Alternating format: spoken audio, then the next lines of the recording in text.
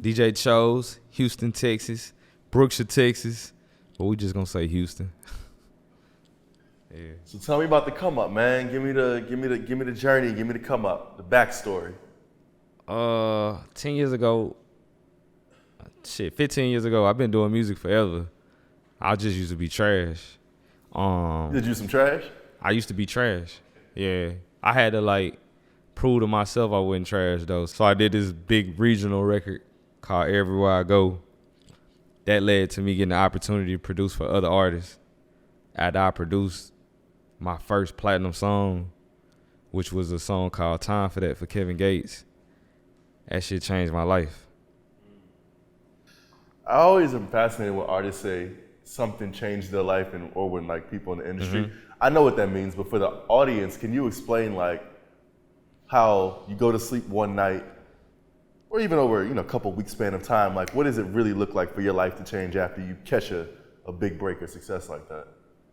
For me, it was ASCAP checks of $1,000 to ASCAP checks of like $6,000 a month. And then I always had a good A&R. Shout out to my A&R at the time, Jeff Vaughn. He would just tell me like, yo, don't focus on the fame, just get money. Because if you keep getting money, it'll all add up. And at the time, I ain't understand it. But my next big hit, which was NBA Youngboy No Smoke, when I did that, I started seeing ASCAP checks that was like 25 a month. And I'm like, man, I'm getting 25 a month? So this shit like a snowball. I'm not paying no attention. I'm just working and I'm not really believing. I'm like, damn, this shit don't make no sense. So I get the next hit and then them bitches like 40 a month. And I'm DJing at the time for like 300 in the club. I'm like, I'm on the internet like 1,000. I'm getting 1,000, but in a real resident Houston, they slut niggas out because they know niggas want to be in a popping spot. So I'm going in the club for 30 minutes getting $300. But at the time, I'm laughing because in my mind, I'm like, shit, I made $40K this month. I go pick up these $300, spend it all on shoes and shit. You feel me? But so that 40,000, 1,000 to 6 to, as it kind of grew, right? 25, 40. Is that coming from streaming? Is that coming from radio? Like, break down for the audience, where is that money generating from? How are you making that as the producer? That was only speaking on ASCAP. So, like, people talk, like, when producers talk that, ASCAP is one thing, but the other motherfucker is royalties. When you got royalties correct and you really produce some shit, or if you really wrote some shit, like, it's life-changing. So, with every record I done, I probably got the biggest record I've done today. My biggest platinum song I got 75% of, which is unheard of. And what song is that? No Smoke by NBA Youngboy. So, don't quote me on that. It should be somewhere like 70, some weird like that. But when you got that much stake in a record, because I'm good at melodies. So, I might just mumble some shit. And then the artist go complete it. And that stake will change their life. What does it mean to own 75%? So 75% is just ASCAP. When I speak on that, that's like making a beat. And that might be like just constructive criticism, throwing out, hey, you should do this on it. You know what I'm saying? Like Diddy would do. But that's all like cool and dandy if it's a hit. The real life changer for me was when I made my own hit. So when I produced Thick and wrote Thick, and I got 100% of Thick, I started realizing like, yo, this money I get right here been play money. Because the artists get 100% of, like, my song was independent too. It wasn't like I signed to fucking the biggest record label and I was in the 360. All of my shit was coming to me. It was coming to me through DistroKid at one point. Then I got with a distribution company, Create, and then it started coming to me through them. But when you get to see what those checks really look like, I mean, we had months where we was doing like $300K a month. From Thick? From Thick. Wow. Yeah. Now, granted, we was investing a lot of money to, make it the biggest record at the time, but just to know like, damn, you can get a surge like that for real. So, but I think a lot of people, when you produce, you get points. So you get 5 points or 4 points, which means you get, I think, like 4 pennies or like 5 pennies out of 100. So it's not really, it's good if you got a hit. Do you have a rate that you charge to produce as well on top of the percentage that you negotiate? Hell yeah, I gotta get all my money. You say, yep. I gotta get all my money for sure. Have you always had that, or were you at one point kind of trading like, okay, just give me the points on the record or we'll split it up, or have you always had like a rate as well? Now, I had a good manager, so I wasn't never finna go for anything less than what I deserved. So we was always getting points and money. And now, if you don't give me the points I want, I just won't do it. Taking a little shift to tour, what's it like been on tour, man? What's that been like? It's crazy. It's crazy to see the reciprocation of energy and to just know that these people came here to see one person, but they leave here fucking with me. That shit means a lot to me. Like, I'm gaining fans and they having a good time with me as well. What's been the biggest thing you've learned being on tour thus far? How to perform. Most people would probably take this opportunity and just look at it like, oh, I'm finna be in front of 5,000 people tonight. I'm finna just go up there and do my shit. I'm finna freestyle. I'm finna kill it. I was the guy that was actually in the house with a spatula, and my partner made him come video it. But I used to practice every day for like 30 days until tour came. Me and my DJ, I put him I got a big ass crib, just like this hallway. I put him in the hallway, and I perform to nobody. Or I invite somebody over, like, hey, come watch my performance. Tell me how you feel. So I practiced for that shit. I'm going to release that footage soon, too. I looked crazy. I was fat and everything. I had lost weight, got in shape, and all kind of shit like that. It's crazy. So you were a bigger guy at first? I was just, I was kind of like getting money chubby. You know when you get money, you just eat what you want to eat. Yeah. For sure. Would you say that you're a confident guy? Yeah. I mean, I got my times, but you'll never know it type shit. But for the most part, I'm confident in myself for sure. Is that something that over time you've had to work on and build as just like being a man, that self-confidence? I always tell people, like, you know how people be like, stars are born? Yeah. That's cap. Like, I know people that people believe was a star for the longest. And then you sit me in a room with NBA Youngboy, Fredo Bang, Kevin Gates, Megan Thee Stallion. When you get around all of this star power, then you realize stars are really kind of like, they like diamonds. You know how pressure make diamonds? You got to get in the room with a star. Actually see what it is about them that makes them appeal. Pick what you want from it. You know what I'm saying? Like, I never tell people, like, I'm not finna be around here trying to be like Kevin Gates or Fredo Bang or Youngboy or Megan Thee Stallion.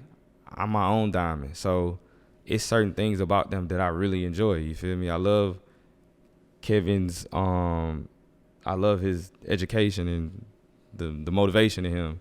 Youngboy, he got this crazy mystique that you just got to see it to believe it. You know, Fredo, he's so calm, but he a gangster. Megan, she wild. You feel me? I'm wild. You feel me? So it's like, it's little pieces of each one that's within me, and that's took my star power to another level. But when people be like, oh, you gotta, nah, that's cap. Most people who great, they was around somebody who's great. That's why, like, all these new artists feel like the last nigga sometimes. For sure. Me? And they can't decipher all the time what they want to take and leave. Me, I know personally, I don't want to be a gangster, so I'm around the gangsters. I ain't got to be like them, though. You feel me? Weird. Do you feel like your confidence with women increased with the more success you got? Man, I've been getting pussy. You said what? I've been getting pussy. Okay. Yeah, that was something that was... So the answer, no, it didn't increase. I mean, I'm going to say, I might speak my mind a little heavier now, but I went to Prairie View A&M University, and I was a big deal there, so it was like, I've been respecting myself too, though. So I always had confidence, but now it's at a point to where it's like the world ain't even gonna know how I feel about myself because I'm not gonna even display it to everybody. Every girl don't need to know that I feel this way about me. Like, let's just say a chick I see nothing in. It's like, oh, can I take a picture? I ain't so confident where I'm finna shit on her. I might smile, yes, let's come on. You know, I might cheese in that bitch to let her know, like, damn, this nigga humble, cause I am. You feel me? It's like you gotta know when to turn it on and off. You learned that, or you always kind of innately knew that? I think I always knew that. I done seen so many people blow it. Blow it? Yeah. What made them blow it? I think they was overconfident. Ego? Yeah. Like arrogance? Ego. Like, a lot of people don't understand that this shit is like, it's like a time capsule, you know? You ever play like Cruising USA or some shit? Or Cruising USA? Or any kind of race car game. Yeah. Uh-huh. I look at rap like one of them things where you gotta like get to the checkpoint. So when you overconfident, you gotta get to the checkpoint faster.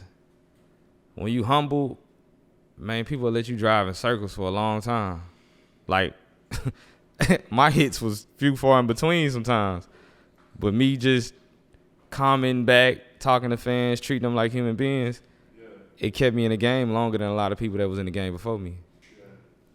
That's an amazing analogy. Yeah. Yeah. Right. Because you kind of know it's like people only gonna mess with you as long as you hot. So you got to get to that point. You got to keep getting to different points quicker. Facts. Because it's like people don't really want to be around you. It's just you making money. You a good look right now. That's deep. Now, see, you just took it even deeper. Like, that's what it really is. Don't nobody want to be around an unsuccessful asshole. But when you successful, hell yeah, they around. Wait till that shit burn out, you know? Yeah, it's like you better hope you kept going to different milestones, though. It's a wrap. Nah, that makes a lot of sense. I want to talk about how you continue to grow now with life moving so fast, right? It's moving at a fast pace. You're going from city to city. How do you still continue to make sure that you're taking everything in and growing as a man? Man, I'm weird. Like, I always been a boss. Or at least now I am, and I'm a grown man. So it's like, I can't, even when I was about to go on tour, I was like plotting on who was going to manage my tour, and who's going to manage me and be out with me. And then it clicked at me like, nobody, nigga, you run shit. So I'm basically managing my whole team. I'm in charge, and I just do shit my way. I keep growing because I always got my eye on what I really want. Like, I ain't drunk in 2 months. Ever since I started tour, I knew I was about to go on tour. So I was like, a month before tour, I was like, man, I got to stop drinking right now. Because I'm finna be on the road for 60 days. I want to go. I don't want to take no shots. I don't care how bad the bitch is. Talking about, turn up. Bitch, you turn up. I'm doing what I want to do. So I get a lot of that. Turn up. And then be like, you don't understand, love. I got to be up for the next 3 days. You know, I'm probably not going to get no sleep. So I just been taking care of myself, that type of shit. Still managing the bread, still closing deals. It's something that you a businessman. You understand you can't get everybody to do your job. Absolutely. Yeah, you just got to be there. You got to go to work every day. Yeah. And I also would imagine, or I found it, I'm sure they find that more attractive when they know that you kind of do what you want to do. You're not just going out there because they said turn up, so now it's like, okay, cool. You gotta be a real diamond to respect me. Yeah. You know, I feel like this social media and this world and turned a lot of women into like, they kind of believe that this is one of the things we deal with on the regular. So I got a partner, he like a real, I'm gonna say a hype beast or whatever. You know, he do whatever. So he's always in the sections after parties when we ready to just go get some rest because we got a long drive. And when you start seeing that type shit and you start understanding, like, a lot of women, that's what they fucking want. And I respect it. It's like, you got them women who choose this side, you got them women who choose that side. I'm on this side. Whoever fucking with me, I'm fucking with you. But if you on this side, I ain't got no problem with you. I fuck with that too, but that's just not me no more. Or especially right now, for sure. I'm different now. I'm like take a trip. I'm out the country different. I'm like I want to like do different shit, you know. And I'm still gonna drink and have fun, but I just would like to do it on a different echelon. Yeah. Yeah. Do you find a lot of your music industry peers have the same mentality as you? The ones I look up to, yeah. So like being in this game, you start realizing there's a lot of people who's successful, but you get to see why they not Drake. You know what I'm saying? Or, I mean, as much as people downplay or try to play on Kevin Gates' top, you get to see why they not Gates. And when I say that, I mean like Gates, like probably like 10 successful tours in, you know, all of them arenas or 5,000 plus. Like he might not have went to where the masses believe stardom is, you know, Drake and Kendrick, but I mean, to me, he Drake and Kendrick. And it's just because he been doing this shit for a long time. He been sustaining the same. And then he got his times where shit, one day he might be fucking all the bitches, or he might be drinking, he might be pouring the syrup, whatever he want to do over here. But then he got that button where he press it and he on this side. And to me, I feel like the other side of discipline and success, a lot of people I never be able to do it. Like I got like friends that they see me and we be out and it's time to eat and I'm ordering like salmon and you know it might be like 10 o'clock or 8 o'clock at night and I'm ordering salmon and fucking broccoli and they like, damn, why you nigga, hell no, I could never. And I'm like, yeah, you can never look like this either. You know, you can never live like this. It's a lifestyle and it take discipline. So it's all encompassing, and I think that it seems like you realize this, and I want you to kind of speak about this as well.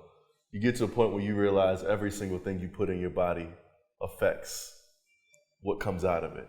Most right? definitely. From the food, most what definitely. you listen to, yeah. what you read, I ordered a salad that had some bacon in it. I don't eat bacon. I was like, nah, y'all go get another one right before you can. Y'all gotta go get, because I don't eat that. Yeah. Because you know what your body reacts to in that way. So can you talk about like what you do to prepare yourself to make sure that you can give your best self to the world each and every day? For sure. You telling me to tell you? Yeah, talk to me like, what do you do? Like, how do you prepare yourself? Man, it's crazy. My bodyguard over there, they look at me crazy when we got to leave at 11 a.m.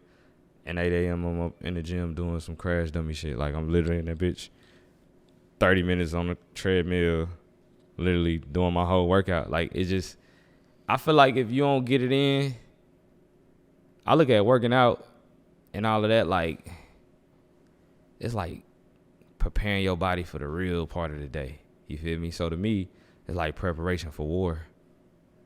After I work out, a nigga come to me with anything, and I'm kind of like, that's all you got?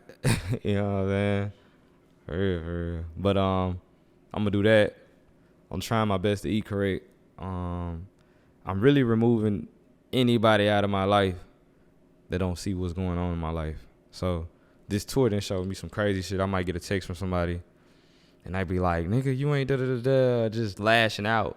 And when you get that text, you realize, like, damn, bitch, you ain't even think to ask me how I've been, my mental health. Like, you know I'm on the road with 6 niggas I can't stand. You feel me? Like, you know I'm over here, like, managing humans and attitudes and, you know, emotions and shit. So, you know, or it'll be, fly me out, I want to see. It'll be just like, bitch, you don't know how much money I'm spending. You fly your, you know, with a love. But I'm realizing, like, those toxic energies I don't need no more of. Like, that's the shit I don't want. I don't want to fuck with people who don't got the decency to check on me as a person.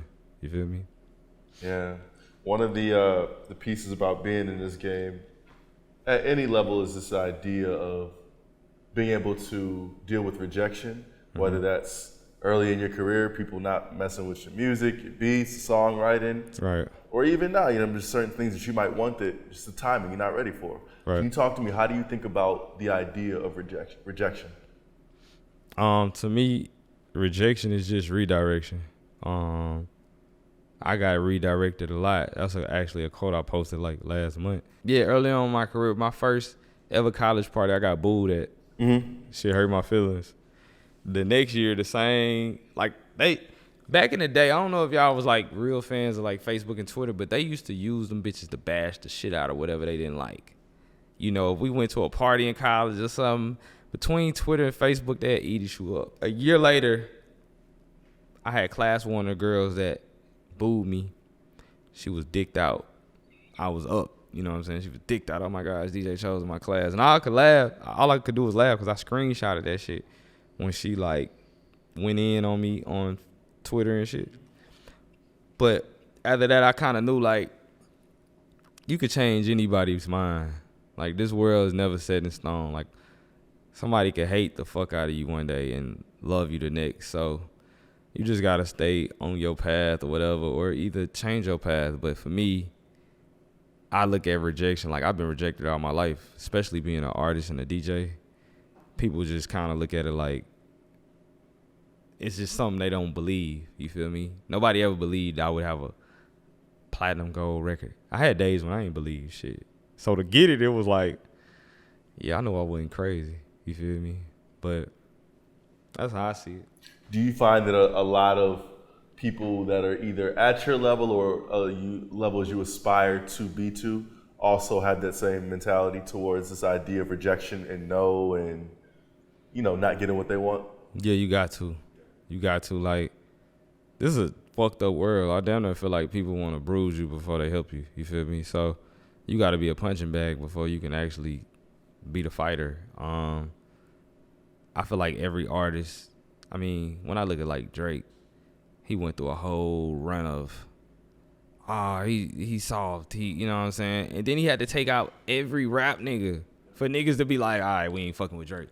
And still to this day, when we have conversations, people don't want to acknowledge Drake as a rapper. I be like, y'all niggas crazy. What, he got to come diss you, nigga, and take you out the game too? Like, it's crazy. But I see Drake for what it is. I look at Drake as one of the greatest rappers in the world, one of the greatest artists for sure. Yeah. Was there, closing on that conversation, was there one, like, a rejection or, like, you being told no or something that you really wanted and you didn't get it at the time, and not, like, that one was a tough one for you? Like, you thought that it was it hit different in a way for you had to really examine yourself? Yeah, like, the hardest one is always when you do something for somebody. Like, I done really produced and wrote platinum songs for artists. And then I might spin back like, yo, I need a feature. And you, like, I'm a real great guy. Like, nobody knows this shit I done wrote and produced. I don't ever be like, oh, I did this, I did that. So when you get the no, or the hardest one is when you get the, oh yeah, just send it through, it'll be 50. And I'm like, damn, 50K? Like, for a verse from you? Like, when I produced and wrote that for you, you was getting a band. You know what I'm saying? Like, I upped your value and we can't even do a swap. But to me, that shit be like, it be a wake-up call and it make me go harder, though. It's like blood on your body and you jump in a room with sharks. I turn into a shark and you bleeding after that. I got it in me. Like, a lot of people that switched on me, I just made another one of them. Is the relationship over at that point with that person? I'm still. For you, like, are you like, do you like, you see, like, you kind of look at them out the side of your eye forever now at that point after they do something like that? I want to say yeah, if you cross me, I'm not gonna say the relationship over because we can get money, but the friendship is over. Yeah, we can do business ship all day. Yeah, absolutely.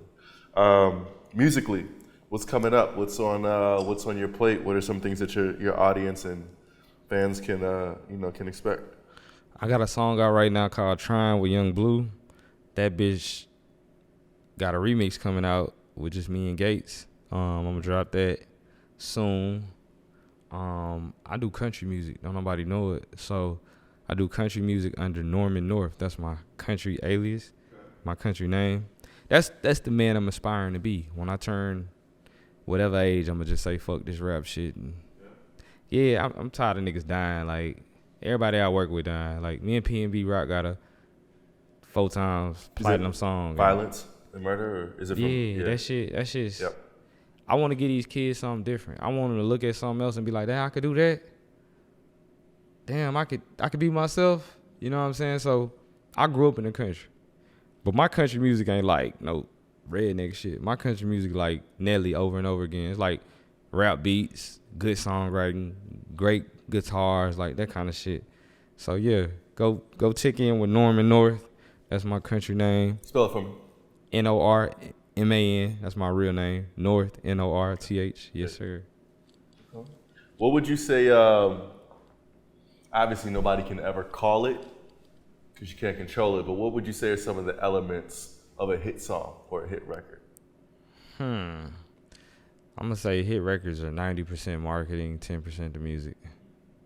Now, if you banking off just the music of a hit record, then it might be 90% music, 10% marketing. It just depends. Like, I feel like if I would have heard FNF, I'd have been like, oh, this a nice record. Like, it had that feeling.